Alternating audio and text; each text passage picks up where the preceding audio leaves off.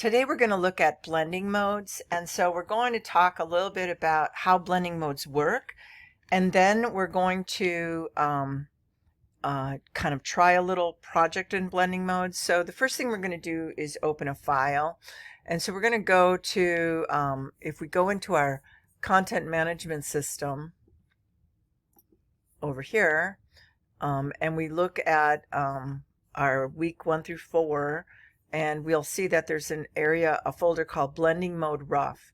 When you click on Blending Mode Rough, you're going to see this file right here. So you can download this file, which I've already done. So I'm just going to go right to where that file is. I'll go back to my Photoshop program, and I'm going to go to File, Open, or I can go to Open right over here.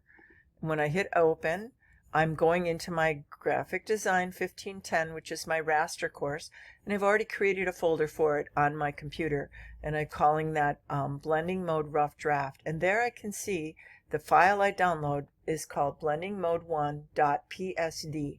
So PSD is a Photoshop document. So this file that's on your content management system is already a Photoshop document. So when I click on it, I see a picture of a girl with glasses, and I'm going to say open. And there's my file, and I can see that I have my layers panel here. I'm going to make my navigator a little bit smaller because I'm not really going to use that. So I'm going to put that over here for now. And I don't really need my paths, so I'm going to put that back over by my channels.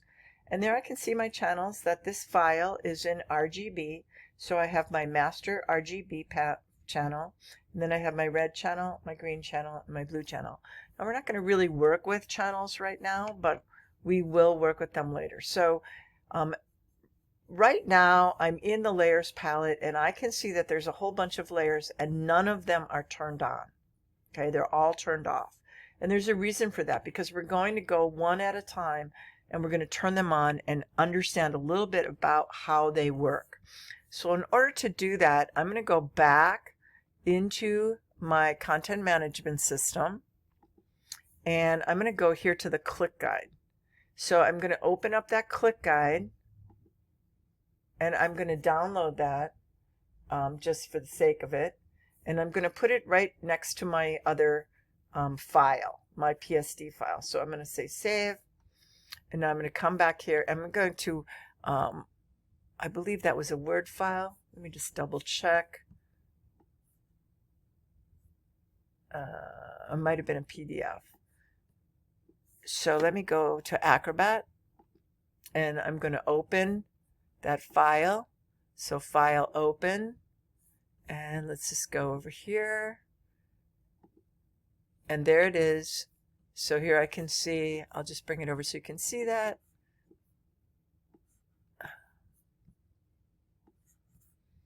There's my Blending Mode Rough Draft, and there I downloaded my PDF. Now I'm going to go ahead and open that, and if I look at this file, I can see there it is. So we're going to literally follow through step by step. So blending is a useful tool that changes the way layers work together. So what happens is, you know how if you were looking through a whole doorway, like a hallway, and there were doors in every hall, you know, all the way down the hall, and there were windows in every door. And if you painted the very last window like orange, right, you would see, and all the other windows were blank, you could see through them, you would only see orange. But if you painted a very light yellow in the corner of another window, suddenly that corner would look different. Like if you could, you know, see through it slightly, it would blend with the orange, and you would see one area that would be orange and another area, maybe a triangle in the corner, that would have this blending of the yellow and the orange. So imagine that as kind of like a way to think about blending. So the first thing that we're going to do is we're going to turn on the layer negative, and then we're going to go to our blending mode default normal and turn on multiply. So let's go ahead and see how that works. So we're back over here, and here's our layer. It's negative, and when I click on it, you'll notice that I have this sort of like a negative a negative image, like a negative, like a film. And so if I click here, I get my blending modes, right? So this is one area that I can blend, but that's not the area we're going to work with today. So these here shows me a whole bunch of different blending modes. We're going to look at this sort of towards the end. So cancel. So by just double clicking here, I can do that. But also notice that there is blending modes up here. So see where it says normal? That is a blending mode button in your layers palette. So if I go down to multiply, look what happened. Okay, so I'm going to go back to normal. And I'm going to go back to multiply. So when I go into multiply, notice that all of the white pixels and all the way to the middle gray are gone. The only thing that I keep are the dark pixels. So remember that histogram? Remember how I was telling you how important that histogram is? So let's go ahead and open up that histogram. So if I look at, if this were in grayscale, notice how everything down on this end is kind of gone when I'm on. If I turn all the other layers off, let's go ahead and do that. Let's turn this layer off. Look at what happened here. So now I only have this image right here in the blacks. See that? Everything else is gone except for that. And we kind of see some of the gray now showing through. But if I go back and turn this other layer on, now I see the whole histogram. Okay? So if we go back to our directions, only the bright areas are transparent. So we've basically knocked those pixels down to 0. Now let's try a different one. Let's go to the screen mode. So up here, I'm going to go, and I'm just going to move my histogram out of the way. Let's go to the screen mode. So here's the screen mode, and now look what happened. So now everything from all the dark pixels are gone, and the only thing I see are my very, very light pixels, right? No black areas exist, only white areas. So now we're going to go down to turn on the next layer, and that one is name material. So actually, I'm going to put this back to multiply because I like the multiply much better. So I'm going to leave it on multiply because I like kind of seeing through it and seeing all that stuff. So now I'm going to go to the next one, and this one is called material, right? So this one is just like a kind of a grungy texture that I found, and I put it right on top of the entire image, right? So because it's, layers work like from the top to the bottom, right? So this is, we're going to see this window first, and then this one, and this one, and this one, and this one, and this one. So if I moved this down underneath, notice now it's gone.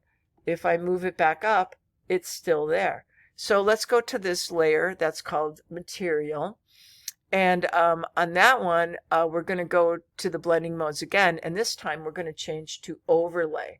So let's go down here and find overlay. So there's overlay. And notice that now I see, oh, I'm on the wrong one. I'm on my negative. So this is a common thing that I do, and I've done this for 20 years. So you probably will do it too. So see how I only changed this particular layer? So let's go back and put that one back on multiply and make sure that we've got our material layer hot. And now we're going to go to overlay. Okay. So now see how the pixels are kind of showing us. See how this one's still really nice? Remember before when I did it and had it on overlay, it kind of gave us like a textured thing. And the texture's underneath here, and it's even in her face. So, this is how you could apply texture to any photograph. Now, another thing we may want to do, I'm just going to go back to my tools, my toolbar. I'm going to go to my workspace and go to Reset Essentials, and I'm going to grab my toolbar and bring it over here. And if I click it twice, I get my double toolbar. And then I'm going to take my layers palette and drag it back out. Okay, so, and I just want to drag it down, so I'm going to hold my double-sided arrow and drag it down so I can see all the layers. One of the things that I don't have it in a click guide, but I don't like all the texture on her face, right? So how could I fix that? Well, I'm going to go to my zoom tool. I'm going to zoom in a little bit. And then I'm going to use my eraser tool. So my eraser tool, if I scroll down onto all my tools, notice that it tells me what they are. And if I go all the way down here to what looks like an eraser, the fast key for that is the letter E. I'm going to click on my eraser. And then remember how you can make your brush big and small? Control Option. I'm going to make my brush big, and I'm also going to make it softer. And I'm going to go up here where it says opacity 100%, and I'm going to drop my opacity down a little bit. So now I'm just going to start to erase back some of the texture off her face because I don't really like it. So I'm just going to erase some of it off and just make her look a little bit more natural. Just her skin tone. And I'm doing this pretty roughly. Maybe a little more in her cheek. I don't really like all those big like scrapes. Okay. So zoom out, Command-0 zoom. And I kind of like that. It's okay. You know. And I don't know, maybe I'll do a little bit in her skin here too because I'm not crazy about that. All right. So that's kind of what I have. And now I'm going to go to my next layer. So my third layer is edge. So this is my edge. So if I click on that, notice that I have this, I just took some paint and painted an edge on a white piece of paper and scanned it in and brought it in as a layer, right? So if I want to get rid of the white, what would I do? Well, if I go to, make sure I'm on my layer, edge, and if I go here and I go to multiply, I get rid of all the black, all the white, and all I have is black. See that? So that's how I can make that image a little bit bigger. Okay, and notice that if I click on this and I drag this out, see there's that image. See, I can use my move tool and I can get that to go all the way to the edge. Now I don't really need to do that, but I'm just showing it to you so that you can kind of see how you could do it. Now let's say I wanted to, and this also is not on the click guide, but let's say if I wanted to make this even stronger, I could duplicate this layer. So I can go up here to the more bars and go to duplicate layer. And now I have, there's my edge copy. So I've duplicated it. Notice how it remembered the multiply blend mode. So now this black is even blacker. So I could maybe, scroll this around a little bit and bring in more of it. Who knows, right? So I have all that ability. Or I could just turn it off. And now I'm going to go to my next layer, which is abstract. And on this one, I have sort of just some type and like the kind of an image and a hand-drawn image. And I just kind of want to, put that in there. And so on that layer, I'm going to go to my screen mode. So I got to make sure I'm on the layer. I'm going to go to my screen mode. And there I can see how it fits because it's underneath everything, right? I'm going to delete this other copy of that second layer. And yes, I want to delete that. And so now I have this extra kind of thing that I've kind of worked with to increase my space. And now I'm going to put a frame. So this is a kind of more unusual one. And this one is called frame. And on this layer, the last layer, when you add a frame, there are different ways to do this. But it's like I kind of want to make it look like a framed photograph. I want to control my edges. So there are other ways to do this that as well, but this is one to learn. When you turn on the last layer, drag it to the top of all the layers. So I'm going to go to my last frame layer and I'm going to drag it all the way up here. So now it's on top. And it doesn't matter what color it is because we can change the color. And I will show you that in a second. It should be the first layer you see. Now double click the layer on the image, where it's just right here. And there we go back to that one that we had before. And you're going to go to the blending modes and click on the stroke. So here we're going to look for our stroke. And there's our stroke. And when we click our stroke, notice that we have a gray. So there's a color gray that was added here. I can click that and I can change that to whatever color I want. So I just made it white. And then you'll note that the layer has the stroke area is on the outside of the image. And so we can look here, we can see it's actually inside. So if I put this to outside, we probably wouldn't see it. So see how it's gone now? Because it only goes like, it'll only work if it's on the inside of the image. So it feels like it's on the outside, but it's actually just cutting off part of the image. And then we've got a blending mode here. So if I change this blending mode to multiply, it should, see what it did? It got rid of my white image. So I don't want that. I'm going to go back to normal. Screen lightens and overlay, you know, so those are things you can do. After you finish that, you want to make sure that, let's see, there's one other area that I have to hit. And this is something I always forget. So screen and overlay, sometimes soft light, multiply. After you finished, please, okay. So then you're going to go to the special opacity option for the layer. So we're going to go here to the opacity option. We're going to say okay. And then over here, we're going to drag that down to 0. Oh, no, I'm sorry, not the option, the opacity. It's the fill. My bad. So let me get out of there. It's the fill. So we're going to go to the fill and we're going to drop that down to 0. So now the black color is gone. Do you see that? So I always forget this one. So you don't want to use opacity. You want to use fill opacity. So this is the fill of this color. So what I'm going to do now is I'm going to double click it again. And I just want to show you how you can change. I'm going to go back to stroke. And here's the, the dialog box. I can change the color, I can make it a gradient, I can put it into a pattern, any of those things. So let's say I wanted to get like a beige or something. Notice that when I'm in the color picker, if I scroll over to my picture, I get an eyedropper. So watch, see how I'm changing it depending on what I click on? So all of those things will keep changing it. So I can make it really match whatever I'm doing, right? Which that looks horrible, but let's just play with it a little bit. Okay, so maybe I'll keep it kind of in this beigey white. And maybe bring it over just a little. There we go. So we'll say okay, and say okay, and now we're done.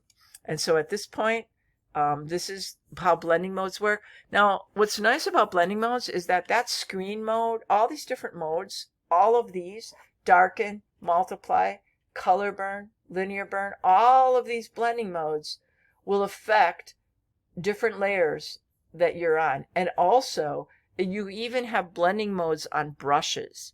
So you have blending modes on all kinds of things. So learning blending modes is a great problem. Now we're going to go to File, Save As. So we're going to go to File, Save As. And we're going to save this as Blending PSD, which is in there already. And then we're going to put it right here so we know it's finished. And then you're going to upload that to the Dropbox for the blending mode. And that is how you do a blending mode. Very simple, very easy. Also, say for example, you were going to file, save as, and you wanted to make this a PDF. So just like when you did your branches and you wanted to make them a PDF, you would go File, Photoshop PDF, right? So now I'll save the same thing as a PDF. I'll go save. It's okay. And then I have that same dialog box just like you did when you were working in Illustrator, and you can go to smallest file size like that. And then obviously you're not preserving editing or anything. And then we'd say save. And now it's going to go right into the same file, and I'll have a PSD version and a PDF version. So portable document file and a Photoshop document. Both of those files will be saved. So this is how blending modes, really basic, how blending modes work. All right, thanks for watching.